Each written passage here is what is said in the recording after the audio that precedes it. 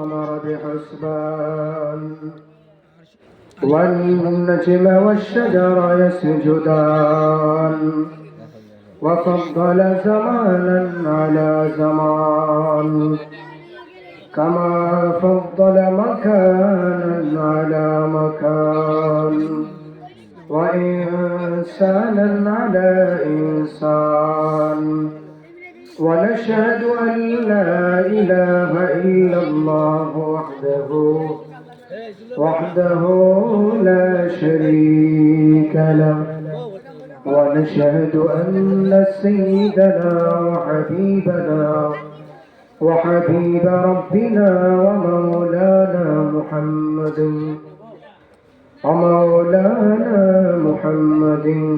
صلى الله عليه وسلم সকলে আমার সাথে মহব্বতে পড়ুন আউযু বিল্লাহি মিনাশ শাইতানির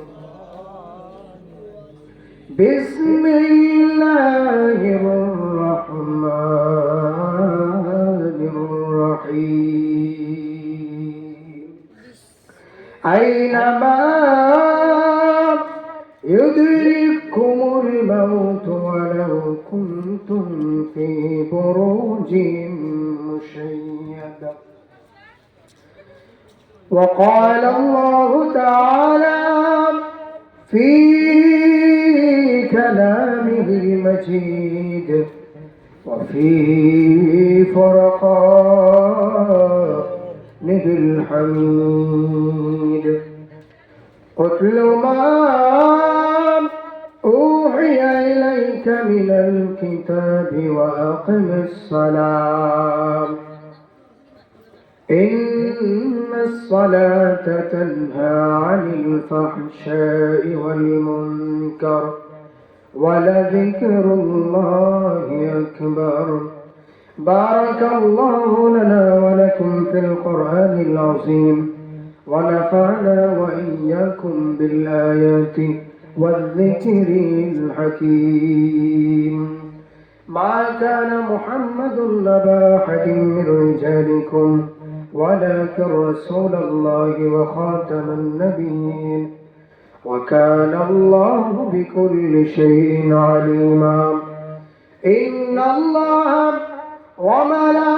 وملائكته يصلون على النبي يا أيها الذين آمنوا صلوا عليه وسلموا تسليما اللهم صل محبت आवाज দিয়ে পড়ে محمد وعلى آله مولانا গোনা ছাড়ো তওবা করো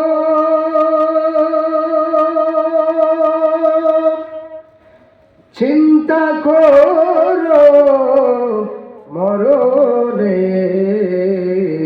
মরণের এক সেকেন্ডের নেই ভরসা তোমার আমার জীবনের আল্লাহুম্মা সাল্লি মাওলানা মুহাম্মদ ওয়া আলা সাইয়্যিদিনা মাওলানা লা ইলাহা মাশাআল্লাহ লা ইলাহা ভালো লাগে লা ইলাহা আওয়াজ করে লা ইলাহা মাওলা ইলাহা মাওলা ইলাহা মাওলা ইলাহা তুমি মূসা কে তোরে লীলা মাওলা কত কথা বলিলা তুমি মূসাকে তোরে নীলা মাওলা কত কথা তোমার নূরে পাহাড় জ্বলে, তোমার নূরে লে তো সবস নবীর সিলাই লাইলা মাওলা ইলাহা মাওলা ইলাহা মাওলা ইলাহা মাওলা ইলাহা লা ইলাহা ইল্লাল্লাহু মুহাম্মাদুর রাসূলুল্লাহ সাল্লাল্লাহু আলাইহি ওয়াসাল্লাম। একটু জিকির করেন আল্লাহ আল্লাহ আল্লাহ আল্লাহ আল্লাহ আল্লাহ আল্লাহ আল্লাহ আল্লাহ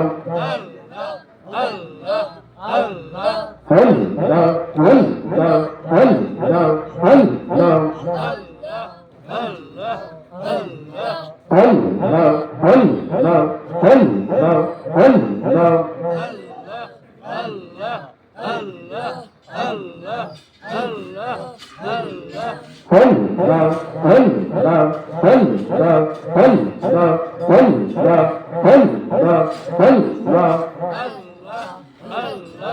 अल्लाह तुम्हारे लीला खेला कहूँ बोझे बोझे नारा माहुला तुम्हारे लीला खेला कहूँ बोझे बोझे नारा अल्लाह अल्लाह अल्लाह अल्लाह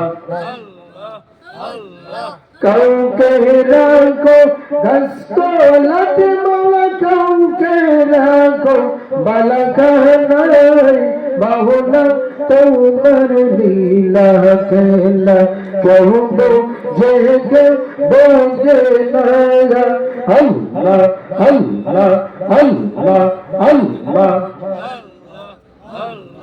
इब्राहिम तुम्हार नबी छिलो नमरूद गुने फेलो इब्राहिम तुम्हार नबी छिलो नमरूद गुने फेलो आगुन हইল বলবে গিসা আগুন হইল বলবে গিসা পশম কেন জন্ননার বাহুলা তোমার লীলা কেলা কেউ যে কেউ বলবে না আল্লাহ আল্লাহ আল্লাহ আল্লাহ আল্লাহ لا إله إلا الله محمد رسول الله صلى الله عليه وسلم সকলে পড়ি আলহামদুলিল্লাহ আচ্ছা আজ বলি আলহামদুলিল্লাহ উপস্থিত আজকের ঐতিহ্যবাহী গাউসিয়া নকশবন্দিয়া মুজাদ্দিদিয়া কানকা শরীফের উদ্যোগে আল্লামা সাহেব কাবিলা রামপুরের রহমতুল্লাহ আলাইহি ভারত সিরাজপুর কাজীবাড়ি সাহেব রহমতুল্লাহ আলাইহি এবং গোপালী সাহেব দয় নকশবন্দি মুজাদ্দিদি রহমতুল্লাহ আলাইহি গণের স্মরণে 26তম বার্ষিকী সকলে বলুন আলহামদুলিল্লাহ 26তম বার্ষিকী ফাতিহা শরীফ। আজকের এই সুন্নি মহাসম্মেলনের সভাপতি হিসেবে যিনি আসন গ্রহণ করেছেন হযরত মাওলানা জালালউদ্দিন আল কাদরি সাহেব, মৌলভী কারি বাহাউদ্দিন চৌধুরী সাহেব গোপাল। আজকের এই সুন্নি মহাসম্মেলনে যিনি প্রধান অতিথি হিসেবে উপস্থিত হয়েছেন এবং আপনাদেরকে সমুদ্র কণ্ঠে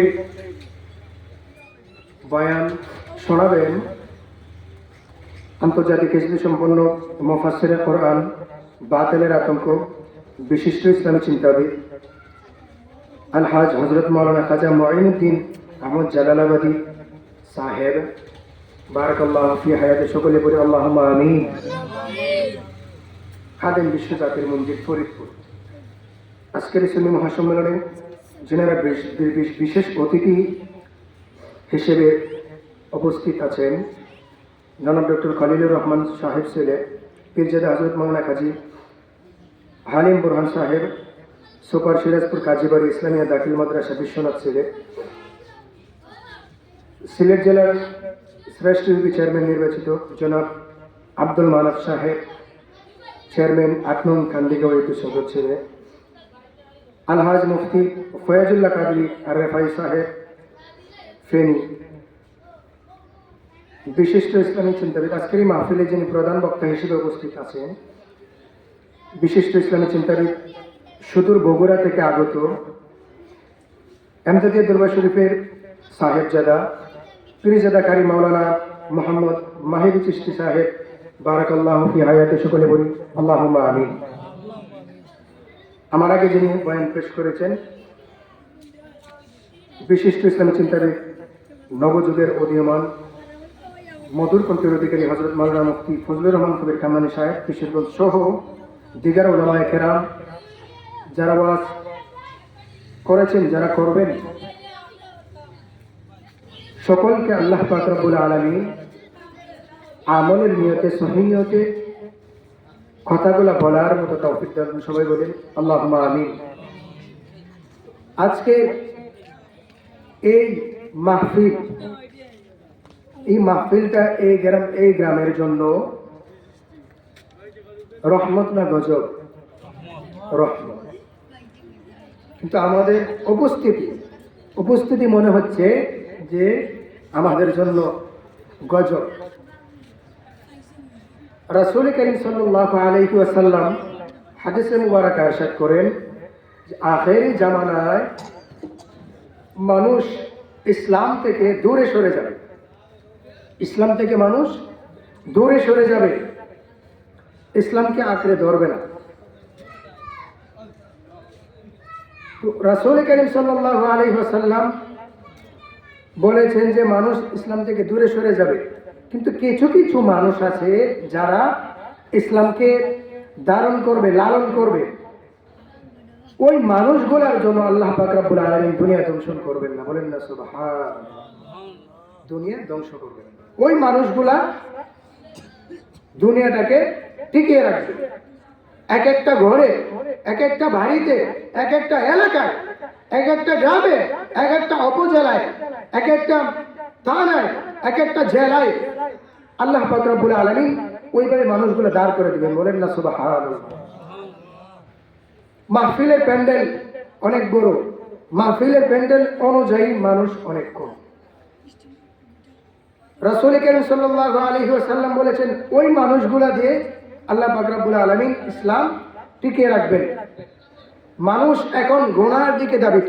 এখানে যদি মাহফিল না হয়ে গানের স্টেজ হতো, মানুষকে জায়গা দেওয়া যেত? মানুষ জায়গা দেওয়া যেত না, জায়গা কখনো হতো না। কিন্তু ইসলামী মাহফিল হচ্ছে, কোরআনের তাফসীর হচ্ছে, হাদিসের কথা হচ্ছে, ওইখানে মানুষ নেই, মানুষ ঘরে ঘুমাচ্ছে। তো আল্লাহ পাক রব্বুল আলামিন আমাকে আপনাকে প্রত্যেককে আল্লাহ পাক রব্বুল আলামিন এক একটা ঘর থেকে, এক একটা বাড়ি থেকে, এক একটা খণ্ড থেকে আমাদেরকে তুলে এনেছেন ওই মাহফিলের সৌন্দর্য রক্ষার জন্য। বলেন না সুবহানাল্লাহ। যেইভাবে আমাকে আপনাকে আল্লাহ পাক রব্বুল আলামিন বাড়ি থেকে, ঘর থেকে তুলে নিয়ে আসছেন, উঠিয়ে নিয়ে আসছেন, যেইভাবে বাছাই করে আমাদেরকে এখানে আল্লাহ পাক রব্বুল আলামিন নিয়ে এসেছেন, ওইভাবে কিয়ামতের দিন, কিয়ামতের ময়দানে যখন কেউ সাথে হবে না, আল্লাহ পাক রব্বুল আলামিনের আরশের নিচে, আল্লাহ পাক রব্বুল আলামিনের রহমতের নিচে আমাদেরকে ওই ব্যবসায় দিবেন। বলেন না সুবহানাল্লাহ। কেননা ওই কোরআনের মাহফিলকে প্রতিষ্ঠিত করার জন্য, কোরআনের মাহফিলকে ধরে রাখার জন্য, কোরআনকে ধরে রাখার জন্য, হাদিসকে ধরে রাখার জন্য, কোরআনের মাহফিলকে ধরে রাখার জন্য, রাসূলের হাদিসকে ধরে রাখার জন্য আমরা এখানে সমবেত হয়েছি। আল্লাহ পাক রব্বুল আলামিন আমাদেরকে এখানে এনেছেন। এই জন্য আরশের নিচে আমাদের ছায়া হবে, আরশের নিচে ছায়া হবে। বুঝলেন? মূল্যবান জিনিসের সঙ্গে যদি দামি জিনিসের সঙ্গে অল্প টাকার কম দামি জিনিসের যদি দামি জিনিসের সঙ্গে স্পর্শ হয়ে যায়, একসঙ্গে সঙ্গী হয়ে যায়, ওই কম দামি জিনিসটা, কম মূল্যের জিনিসটাও দামি হয়ে যায়, ঠিক না? তো এইভাবে আল্লাহ পাক রব্বুল আলামিন আমাকে আপনাকে দামি জিনিসের সঙ্গে সংস্পর্শ করেছেন। আমাদেরকে মাহফিলে আল্লাহ পাক রব্বুল আলামিন ধৈর্য ধারণ করে বসার মতো তৌফিক দিয়েছেন। আল্লাহ পাক রব্বুল আলামিন ওইভাবে কিয়ামতের ময়দানে আমাদেরকে আরশের নিচে বসাবেন।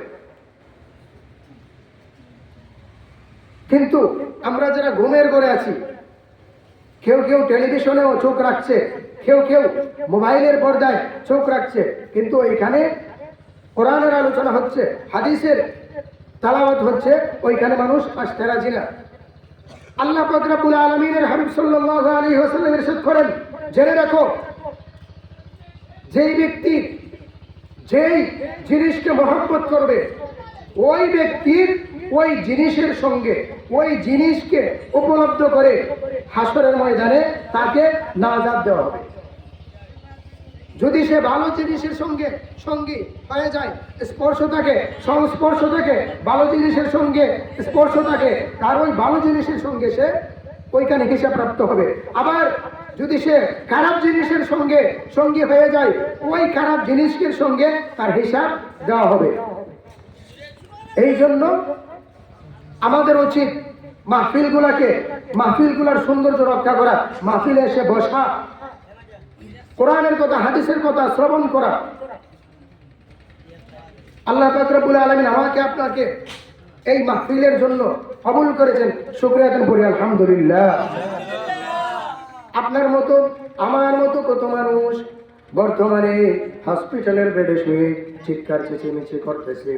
আল্লাহ পাক রব্বুল আলামিন আমাকে আপনাকে ওই হসপিটালের বেডে না শুয়ে আল্লাহ পাক রব্বুল আলামিন আমাকে আপনাকে রোগী না বানিয়ে আল্লাহ পাক রব্বুল আলামিন আমাকে আপনাকে পঙ্গু না বানিয়ে আল্লাহ পাক রব্বুল আলামিন আমাকে আপনাকে মাহফিলে এনেছেন, কোরআনের দরস শোনার জন্য বসিয়েছেন, হাদিসের দরস শোনার জন্য বসিয়েছেন।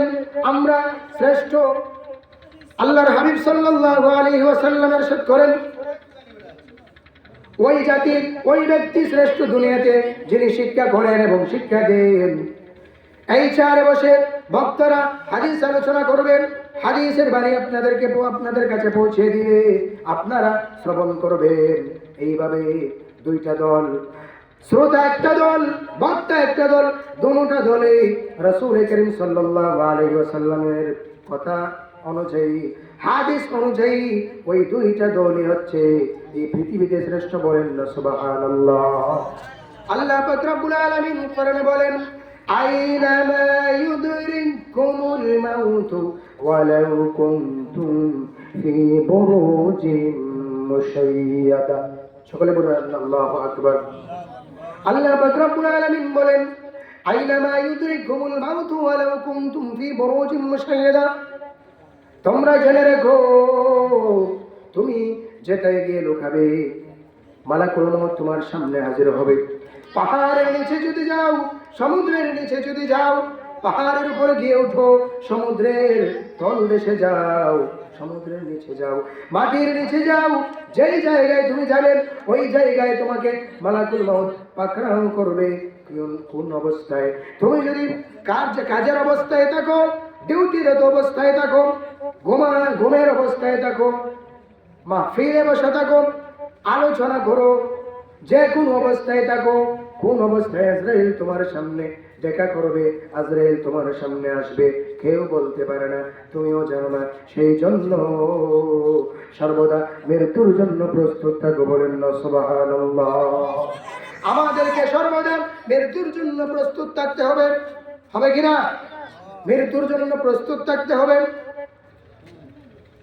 একজন লোক হসপিটালে রওনা হয়েছে, তার একজন আত্মীয় অসুস্থ, ওই অসুস্থ আত্মীয়কে দেখার জন্য রওনা হয়ে গেছে, হসপিটালে যাবে, হসপিটালে যাওয়ার জন্য রওনা হয়ে গেছে। ওই ব্যক্তি ঘর থেকে বের হলো, কিন্তু হসপিটালে গিয়ে রোগীকে দেখে ফিরে আসার কোনো নিশ্চয়তা আসেনি, ফিরে আসার কোনো নিশ্চয়তা নাই। আজকে আসরের নামাজের পরে জানাজা পড়লাম, আসরের নামাজের পরে জানাজা পড়লাম,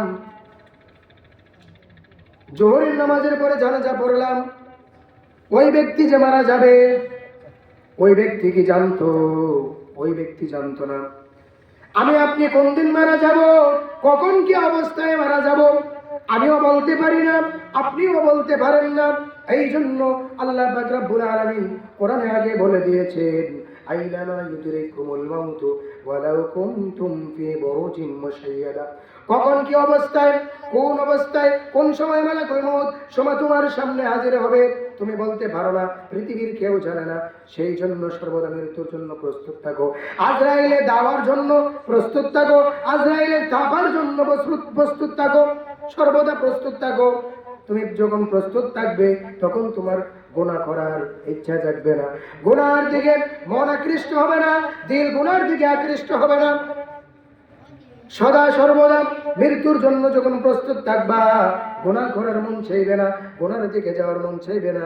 যদি ইচ্ছা হয় গুনাহ করার জন্য, তোমার মাথায় আল্লাহ পাক রব্বুল আলামিনের পক্ষ থেকে একটা মেসেজ আসবে, একটা মেসেজ আসবে।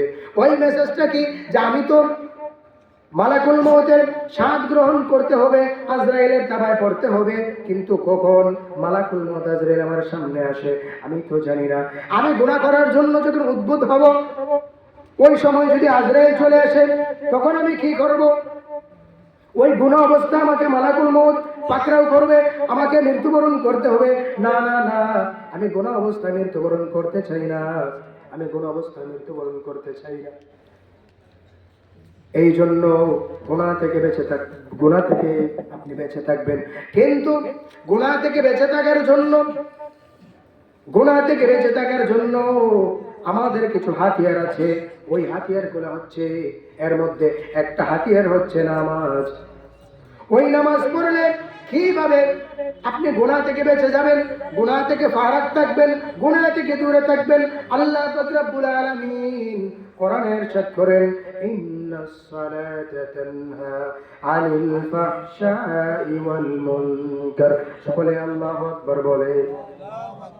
আল্লাহ পাক রব্বুল আলামিন কোরআনে বলেন, ইন্নাস সালাতা তানহা আনিল ফাহশাই ওয়াল মুনকার। নিশ্চয়ই ওই নামাজি সকল ধরনের গর্হিত কাজ থেকে, গুনাহের কাজ থেকে, খারাপ কাজ থেকে মানুষকে হেফাজত করে। বলেন না সুবহানাল্লাহ। আপনি যখন নামাজ পড়বেন, আপনার মাথায় যখন টুপি থাকবে, আপনার মুখে যখন দাড়ি থাকবে, আপনার পরনে যখন পাঞ্জাবি থাকবে, তখন আপনার গুনার দিকে যাওয়ার জন্য মন দাবিত হবে না, মন চাইবে না গুনার দিকে যাওয়ার জন্য, ইচ্ছা করবে না গুনাহ করার জন্য। আপনি মনে মনে সিদ্ধান্ত নেবেন, মনে মনে প্রশ্ন আসবে, মনে মনে বুঝ আসবে। কি বুঝ আসবে? আমি তো 5 ওয়াক্ত নামাজ পড়ি, আমি নামাজ পড়ি, মসজিদে যাই, আবার গুনাহের জন্য কিভাবে আমি গানের স্টেজে যাব, গুনাহের জন্য কিভাবে আমি গুনাহের কাজে যাব, গুনাহের জন্য কিভাবে উদ্বুদ্ধ হব। যখন আপনার মন ফেহশা কাজ করার জন্য আগ্রহ প্রকাশ করবে, আবার আপনার অন্য দিক থেকে ভালো সিদ্ধান্ত আসবে, অন্য দিক থেকে ভালো কথা আসবে, ভালো চিন্তা ধারণা আসবে, ওই যে আপনাকে নামাজ ধরে রাখবে। যে আমি তো মুসল্লি, আমি তো 5 ওয়াক্ত নামাজ পড়ে আমি মসজিদে যাই নিয়মিত, আমি যখন গুনাহের কাজে যাব, গুনাহে লিপ্ত হব, গুনাহে যখন লিপ্ত হব, মানুষ দেখবে, মানুষ দেখে কি বলবে? মানুষ দেখে বলবে, ওই ব্যক্তি 5 ওয়াক্ত নামাজ পড়ে মসজিদে যায়, আবার গুনাহের কাজ করার জন্য আসছে, গুনাহের কাজ করার জন্য আসছে। ওই নামাজ আপনাকে গুনাহ থেকে বিরত রাখলো, ওই নামাজ আপনাকে সকল ধরনের গর্হিত কাজ থেকে বিরত রাখলো, সকল ধরনের খারাপ কাজ থেকে বিরত রাখলো। আপনি যখন নামাজ পড়বেন, আমি কিভাবে আমার অপর ভাইয়ের হক নষ্ট করব, ওই কথা আপনার মাইন্ডে আসবে, ওই কথা আপনার জেহেনে আসবে, ওই নামাজ আপনাকে কথা ঢুকিয়ে দিবে, আপনার জেহেনে নামাজ কথা ঢুকিয়ে দিবে, নামাজ চিন্তা ধারণা ঢুকিয়ে দিবে যে আমি তো নামাজ পড়ি, আমি কিভাবে আমার অপর ভাইয়ের হক নষ্ট করি, আমি কিভাবে আমার অপর ভাইয়ের ক্ষতি করি, আমি কিভাবে আমার অপর ভাইয়ের রাস্তা বন্ধ করে দিই, আমি কিভাবে আমার অপর ভাইয়ের ক্ষতি করি, টাকা মেরে দিই, ওই গুনাহ থেকে আল্লাহ পাক রব্বুল আলামিন আপনাকে নামাজের মাধ্যমে ওই গুনাহ থেকে হেফাজত করবেন। বলেন না সুবহানাল্লাহ। শুধু নামাজ যে গুনাহ থেকে হেফাজত করে তাই নয়, সকল ধরনের বিপদ আপদ থেকেও নামাজ আপনাকে রক্ষা করবে। বলেন না সুবহানাল্লাহ। আল্লাহ পাক রব্বুল আলামিনের এক মায়ের বান্দা নামাজ পড়ার জন্য, মাগরিবের নামাজ পড়ার জন্য মসজিদে রওনা হয়ে গেছে। মসজিদে যখন রওনা হয়ে গেছে, মসজিদে যাচ্ছে, রাস্তার মধ্যে এক যুবকের সঙ্গে দেখা হলো। ওই যুবক বলতেছে যে বাবা আপনি কোথায় যাবেন? ওই নামাজি ব্যক্তি বলতেছে মসজিদে যাব, মাগরিবের নামাজ পড়ার জন্য মসজিদে যাব। যুবক ডাক দিয়ে বলতেছে বাবা মসজিদে, আপনি যখন মসজিদে যাবেন, মসজিদে মাগরিবের আজান হয়ে গেছে, আপনি নামাজ পড়ার জন্য মসজিদে যাচ্ছেন, সন্ধ্যা হয়ে যাচ্ছে, আপনার সমস্যা হবে না তো? ওই মসজিদে ওই নামাজি ব্যক্তি ডাক দিয়ে বলতেছে না না না, আমার কেন সমস্যা হবে? আমি নামাজ পড়ার জন্য মসজিদে যাচ্ছি, আমার কোনো সমস্যা হবে না। যুবক ডাক দিয়ে বলতেছে মুরব্বী বাবা, আপনি মসজিদে যাচ্ছেন, আপনার কষ্ট হতে পারে, এই জন্য আমি একটা গাড়ি নিয়ে আসি, গাড়ি দিয়ে আপনাকে আমি মসজিদে এগিয়ে দিয়ে আসি। ওই মুরব্বী বাবা ডাক দিয়ে বলতেছে ঠিক আছে, তুমি যখন ইচ্ছা করেছো আমাকে মসজিদে নিয়ে যাওয়ার জন্য, তুমি গাড়ি নিয়ে আসো। ওই যুবক একটা গাড়ি নিয়ে আসলো, গাড়িতে করে মুরব্বী বাবাকে উঠালো, গাড়িতে করে মসজিদের দিকে রওনা হয়ে গেল। বাবা গভীর খেয়াল, কিভাবে নামাজ আপনাকে বিপদ থেকে রক্ষা করে, কিভাবে নামাজ আপনাকে বিপদ থেকে রক্ষা করে, কিভাবে নামাজ আপনাকে বিপদ থেকে রক্ষা করে। মুরব্বী বাবা মসজিদে যাওয়ার জন্য ওই যুবকের গাড়িতে উঠে গেল, রওনা হয়ে গেল। গাড়ি যুবক চালিয়ে মসজিদের দিকে নিয়ে যাচ্ছে। যখন মসজিদের দিকে নিয়ে যাচ্ছে, হঠাৎ করে ওই যুবক রাস্তা পরিবর্তন করে ফেললো। মুরব্বী বাবা ডাক দিয়ে বলতেছে যুবক কি হলো, তুমি কেন রাস্তা পরিবর্তন করতেছো? আমার মসজিদে যাওয়ার রাস্তা তো হচ্ছে এটা, তুমি কেন ওই রাস্তায় নিয়ে যাচ্ছ গাড়ি? যুবক ডাক দিয়ে বলতেছে বাবা, আপনি তো মসজিদে যাবেন, ওই রাস্তায় গেলে একটু লেট হতে পারে, এই জন্য আমি আপনাকে ওই রাস্তায় নিয়ে আসছি। ওই রাস্তায় একটু তাড়াতাড়ি যাওয়া যাবে, মসজিদে কম সময়ে যাওয়া যাবে।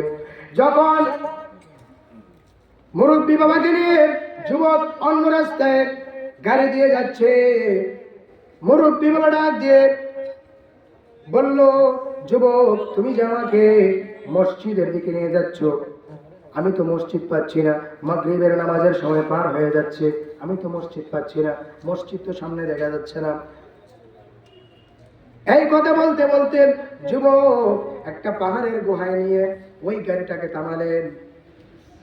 গাড়িটাকে যখন পাহাড়ের গুহায় নিয়ে থামালেন, মুরব্বী বাবা ডাক দিয়ে বলতেছে যুবক, তুমি আমাকে কেন ওই পাহাড়ের চূড়ায় নিয়ে আসছো, পাহাড়ের গুহায় নিয়ে আসছো?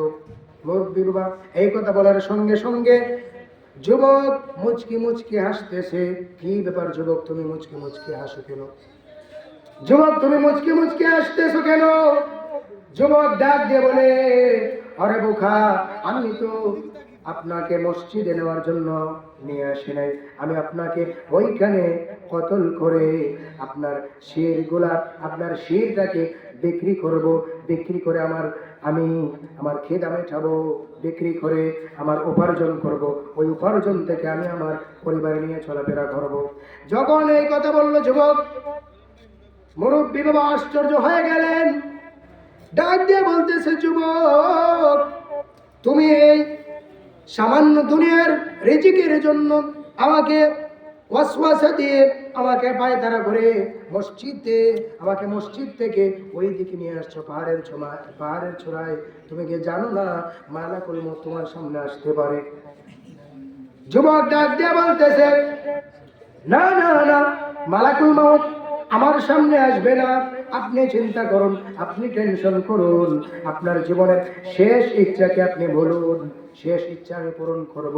মুরব্বী বাবা ডাক দিয়ে বলতেছে যুবক, তুমি আমাকে এখানে কতল করার জন্য নিয়ে আসছো, ঠিক আছে, আমার জীবনের শেষ ইচ্ছা হলো আমি মাগরিবের নামাজটুকু আদায় করব, ওই মাগরিবের নামাজটুকু আমাকে আদায় করার সুযোগ দাও।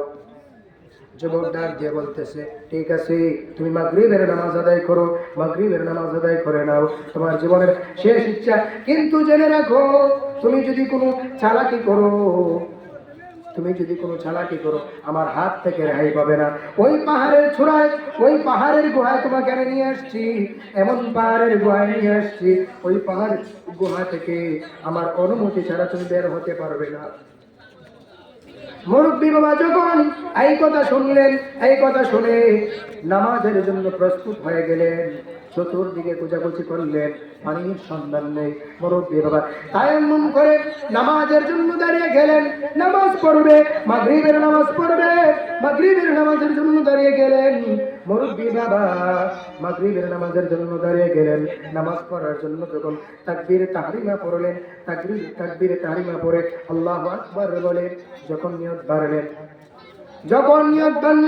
নিয়ত বান্দার পরে সানা পড়ার পরে উনি বলতেছেন আলহামদুলিল্লাহি রাব্বিল আলামিন।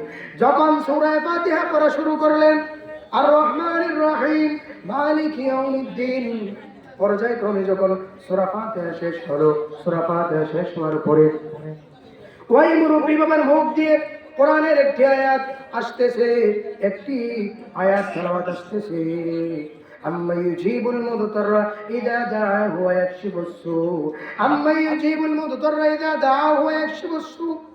এই আয়াতটা মুরব্বী বাবা তেলাওয়াত করতেছে, কিন্তু ওই আয়াতটা তেলাওয়াত করার পরে, তেলাওয়াত যখন শেষ হয়, আবার পুনরায় ওই আয়াতে ওনার জেহেনে আসে, ওনার মুখ দিয়ে আবার ওই তেলাওয়াতে, ওই আয়াতে আবার তেলাওয়াত হয়। যখন বারবার ওই আয়াত রিপিট হচ্ছে, আবার বারবার যখন রিপিট হচ্ছে, ওই আয়াত যখন বারবার ওনার মুখে রিপিট হচ্ছে, উনি টেনশনে পড়ে গেলেন যে ওই আয়াত কেন বারবার আমার মুখ দিয়ে রিপিট হচ্ছে। ঠিক আছে, আমি রুকু করি। উনি রুকু করার জন্য রুকুতে গেলেন, রুকু করলেন, সেজদা করলেন, রুকু দিলেন, সেজদা দিয়ে আবার যখন দ্বিতীয় রাকাতে দাঁড়ালেন, দ্বিতীয় রাকাতে দাঁড়ানোর পরে যখন সূরাতুল ফাতিহা তেলাওয়াত শুরু করলেন, সূরাতুল ফাতিহা শেষ করলেন, সূরাতুল ফাতিহা যখন তেলাওয়াত শেষ করলেন, ওই প্রথম রাকাতের যে আয়াতটি ছিল, ওই আয়াতটি আবার বারবার ওনার মুখ দিয়ে আসতেছে, ওই আয়াতটি বারবার ওনার মুখ দিয়ে আসতেছে। আয়াতটি আম্মা ইউজিবুল মুদতাররা ইযা দাআহু ওয়া ইয়াকশিফুস সু, এই আয়াতটি বারবার ওনার মুখ দিয়ে আসতেছে। উনি তো আবার টেনশনে পড়ে গেলেন, কি ব্যাপার, প্রথম রাকাতে আমার একই আয়াত আসলো, আবার ওই দ্বিতীয় রাকাতেও এই একই আয়াত কেন আমার মুখ দিয়ে আসতেছে, কি ব্যাপার?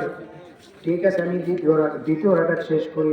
দ্বিতীয় রাকাত যখন শেষ করলেন, তৃতীয় রাকাতে সূরাতুল ফাতিহা শেষ করলেন।